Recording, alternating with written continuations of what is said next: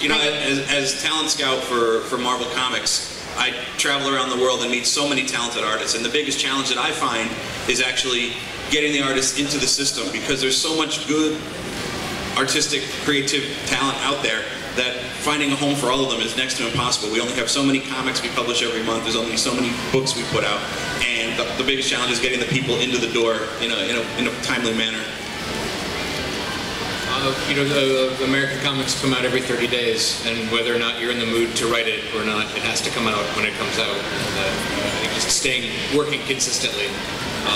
It's a little bit like the mail. There's not really a day off. I was going to say meeting deadlines as well, because this is, as Matt said, something that has to come out on time, consistently, all the time.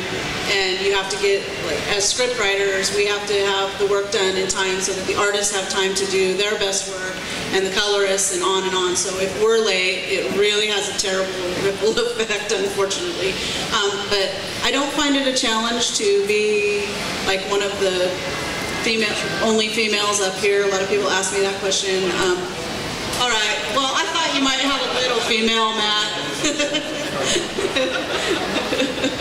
Okay, the only, right, at this moment. But I enjoy my work, and to me, I don't really think about being like a female writing comics until other people bring it up to me. So that's not challenging. Timeline and schedule, because we also always need to fight here, fight there, and we need to prepare everything for the rest. So mostly it's the timeline is very challenges for us. Oh yeah, just basically deadlines and just trying to stay at your drawing table. But it's not really a problem, actually. It's just us. It's such an awesome job that we're actually complaining about nothing. I mean, other people are doing harder work than us, so it's very enjoyable.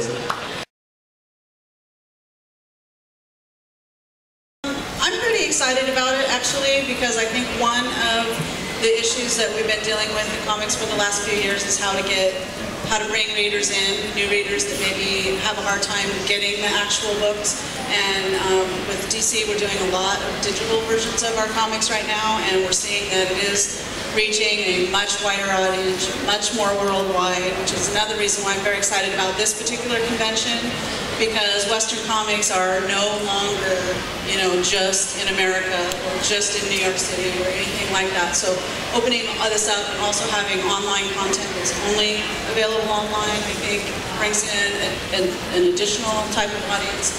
I think it's all for the good as far as growing the business and getting more and more diversity, more different types of content. So I think I'm excited. First is from the fan point of view, being, you know, creators and people who work in comics. It's a lot easier for us to communicate with the fans and get the message out there using social media, especially things like, you know, Facebook and Twitter. And it brings the comic communities closer together. Back in the day, we used to just only have the last issue box and, you know, the fan letter pages and the backs of comics, and that was the communication that fans had with the publishers.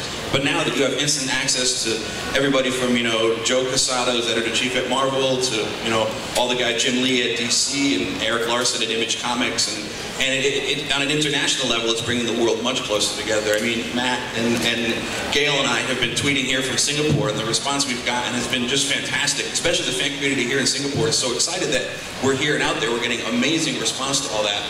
And then the second aspect is kind of from the business point of view for me, from a talent scouting point of view, is make my job much easier because I'm able to get instant access with artists anywhere in the world through Facebook and Twitter, and it's easier for them to find me and for me to find them. And then the last aspect is the publishing point of view, which is still kind of uncharted territory. You know, you have so many different mediums out there, from, you know, the iPad to streaming to the Marvel Digital Comics universe, that there's no set kind of platform yet, just like iTunes is for music dominantly.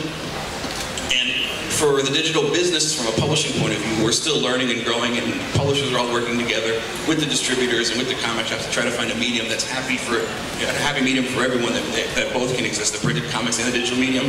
And, you know, we're striving to that. And there's probably technologies out there we haven't even discovered yet that are going to keep growing, and the comic business just has to learn to adapt and keep growing with it.